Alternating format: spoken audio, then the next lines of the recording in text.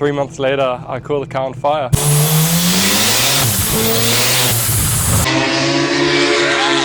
Supercar killer, right? Yes. Welcome to a build lab where we find the most insane builds around the world, and today we are in Perth, Western Australia. So let's see what we found for you guys today. Let's go. What's your name and what car do you drive? I'm Zavier and I drive a RX7 FC. Why did you pick this car over everything else out there? Well, I always liked FCs and I've had a couple 180s, Nissans and stuff like that. Yeah. My actual 180SX, I put on a body kit to make it look like a FC. True. I've just always had a soft spot for Rotaries. How did you get this car? Like, what's the story? I first bought the car maybe 2.5 to 3 years ago. It was making 350 horsepower. I bought it from Marketplace. Within the first week, blew the clutch. Someone didn't put this spigot bearing to hold it in. And then 3 months later, I caught the car on fire. How did it catch on fire? I was driving maybe 80 or 90 k's an hour and the old ABS unit heated up too much and caught the brake lines and fuel lines on fire. And I was in the cabin and it was shooting flames in and over the roof. Shit. Yeah, it was fun. That would have been hectic. Yeah. I'm super excited to see what he's done. If you guys are excited to, press that subscribe button down below and comment what you guys think about this FC. Take us through what you've done to the exterior of the FC. Front bumper is a Australian made front bumper and I really like the design. I can't find it online. We repainted the whole thing, so I took it back to bare metal in most spots, just repainted in the exact same white. I was going to do 2K, like a base and a clear first. Yep. But I decided just to do the single gloss.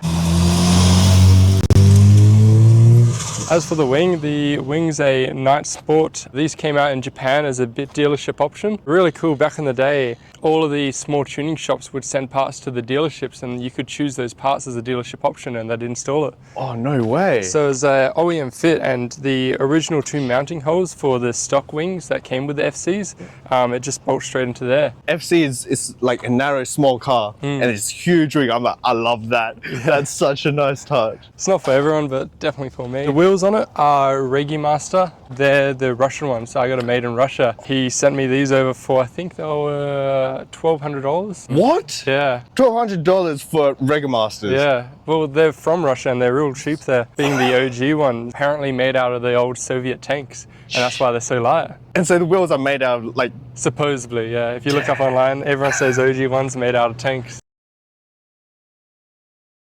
How did you get into the automotive scene, like the car scene and everything? I first had a Toyota 86. My mate has a R35 GTR. Real nice car. We used to legally go drifting. Very legal. In Mexico, right? Yeah, in Mexico. After the Toyota 86, I bought an R31 Skyline. And then another Toyota 86, and then another Toyota 86, and just went on from there. You love the 86s, don't you? Initially. I still think they're good. Just yeah. Wrong engine. It's a good platform to build off, eh? Yeah, it's cool stuff. I'd love to 13B swap one. Ooh, yeah. That would be crazy. Yeah. I saw you did a few roll races and stuff like that. It was surprisingly destroyed, yeah. I beat some Lamborghinis and I also beat a Ferrari and McLaren.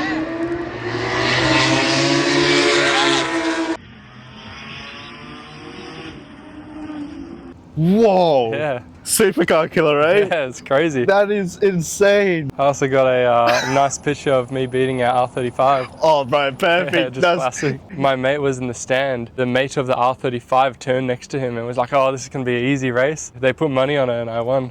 Oh, you won? That is so good. Yeah. Because you're meant to cruise at 3 to 4K. Oh, so high RPM. Yeah. Loves high RPM, though. Yeah. So how does it feel like driving the car? Like, what does it feel like? Is it very raw? Or? Yeah, it's very light because of the power steering, but it seems to carry momentum very well and it's very nice for steering. It's like cornering at angles.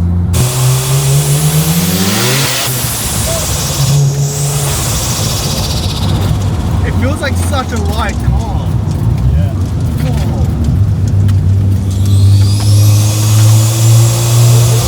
It's like classic 90s JDM feel of like the raw but just raw power, raw feel. Yeah. Would you ever sell this car? Probably not. Oh shit! That pigeon, bro!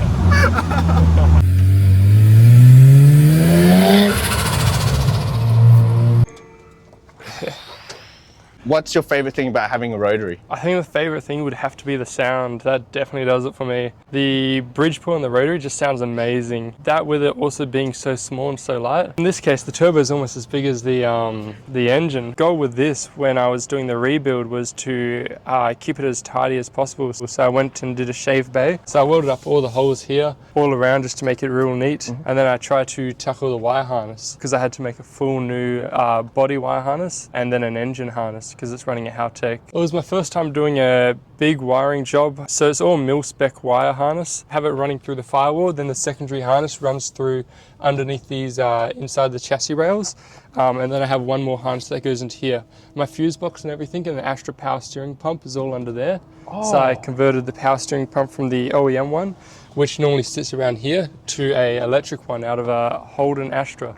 Yeah. Whoa, a Holden Astra, yeah, electric power steering. Yeah, so it goes pretty good. The best part is the car can be off and I can turn the power steering on and I can move the car around. Yeah. The engine was already very healthy. I did a compression test. I kept the same Bridgeport. I put a G40 900 onto it. Drive-by-wire, all new fuel lines. It's all AN8 feed and then AN6 return lines. Fuel rails, a high amp alternator, oil pressure regulator, fuel pressure regulator, and then just a bunch of sensors to keep the car happy. So it's a very big turbo, but Rotaries quite like bigger turbos. Rotaries aren't known for making a ton of torque, so I just thought I'll have really nice drivability. The cool thing about it is I went with a turbo blown exhaust manifold that paired with my twin scroll turbo. Each single housing gets its own section in the turbo and then its own individual wastegate. Oh, whoa. Yeah. That's crazy efficiency there. It drops the RPM spool time, I think maybe around 300 or 400 RPM. How much power are you pushing? It's at 595 wheel horsepower. Whoa. Or was it 600? I can't remember. It was one or the other. It may have been 605. What a perfect line to say. Yeah. Like RX7 FC 13B Bridgeport Turbo, making 600 horsepower. How's the cooling for Rotaries? A hot running engine? It is a very hot running engine, yeah. To the point where I had to get special exhaust just to match how hot the exhaust is. I got a big spout fan in the front, then the same front mount intercooler. I had to get a turbo beanie because my ambient temps were reaching around 60 to 70 degrees. Sheesh. Yeah, so now that's dropped a lot. I know there's a lot of people that say, oh, don't get a Rotary because unreliability, every 10, 20,000 Ks rebuild or something like that, or there's always those jokes going around. There's a lot of rumors and stuff. I find if you just look after the engine, I've deleted the OMP and it's premix only, so I put some two-stroke in when I put fuel in. It seems pretty reliable. People have hit 100,000 on a Bridgeport engine plenty of times. The apex seals in this are 2 mil apex seals, so they're a bit better for boosted applications. I see some bright red bride seat. What have you done inside the car? Ended up ripping out all the OEM carpet because it was a blue/grey spec, so I ended up re-dyeing it and conditioning the carpet. I put these bride seats in. Has a limited edition Greddy shift knob, the engraved ones from this year. CarPlay, some Haltech gauges, CAN Boss Haltech keypad, on the fly adjustments, and just to turn fans on, water pumps, open up the exhaust valve, and then I've tucked my ECU in my glove box, so it just goes straight there. Yeah, right. It makes it easy for just tuning on the fly. I can just plug straight into it, and yeah. Oh, that's so good. I ended up welding the exhaust all myself. I was originally going to get a kit, then I was going to pay someone to weld it, and like everything else on the car, I ended up just doing it myself. I didn't want to pay money for people, so I ended up buying a TIG welder and learning it. Out of necessity, you build skills, eh? Yeah. Have they always come with a sunroof? Yeah, so some came without the sunroof. Yeah. The mechanics on this one don't actually work. So when I was taking it all apart, everything was rusted. So I just took all the rusted parts out and then rebolted it. I'm still looking for the mechanics for one because I would love a working sunroof. A sunroof on an FC would go wild. God, yeah. Especially with how hot they run. They look pretty darty as well. They sit back like that and it's like a vent, yeah. Oh, that's so sick. Quite a different car to learn how to drive because you have to learn how to use the whole RPM range instead of just the power band. Hot lap Japan, when they're doing the toge, they're just sitting at 6,000 RPM around the corners because there's still power after that and they don't want to shift. Whoa! Yeah. Still power up to 6,000 RPM. start to usually top out after like 5, 6, right? Yeah, well this one revs to 9 or 10, I forgot. Yeah. 9 to 10 is wild. Yeah. Holy crap.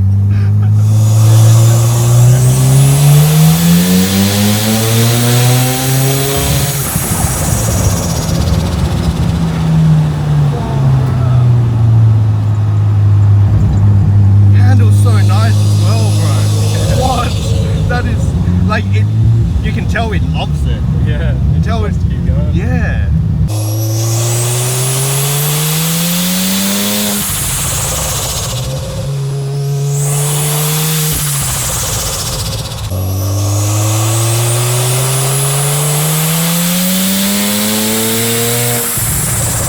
Engine wise, interior wise, exterior wise, your rebuild, unfortunately. Yeah. How much have you spent on the build so far? Oh, I don't like to think about that. If we're talking about total money, not including the little payout I got from the car with the fire, I think I'm around 50k in, maybe give or take 10k. I had an Excel spreadsheet and I was tracking everything, and then I noticed the more I tracked, the sadder I got, so I deleted it, and I've never been happier. What's the most expensive mod you have on the car? I think it would be the exhaust setup was pretty pricey. I spent maybe 4k in just parts. All the V-bands, the stainless and the mufflers. It's all AES, which is a brand getting more and more popular now, but they make really good mufflers that can deal with high heat for higher horsepower. Oh, Yeah. that's handy. We've all had mistakes in our builds. What's the most expensive mistake you've done? When I was ordering the AN fittings for the full fuel lines and coolant and all that, ordered every single size 2AN too small. Yeah, that was probably $600 in fittings and stuff. Is there anything that you do differently to the build? Yeah, it's definitely these seats. Probably get adjustable seats so then I can just move them back and forth a bit more. I just want them to go back into different position. I didn't realize bucket seats would be this bad. 5 rapid questions for you. Turbo or NA? NA, JDM or Euro? JDM, Reps or genuine wheels? whatever's lightest. Fair point. 1 sentence to describe your local car scene. It's all right. Thank you so much, Zavier, No for your problem. time. Thanks And for having me on. thank you so much, man. Beautiful car. Hope you guys enjoyed it. Thank you guys so much for watching. As always, click that subscribe button down below and say hi to Zavier and follow him on Instagram and socials and everything. I'll put everything in the description below. Thank you guys so much. Catch you guys. Bye. Get your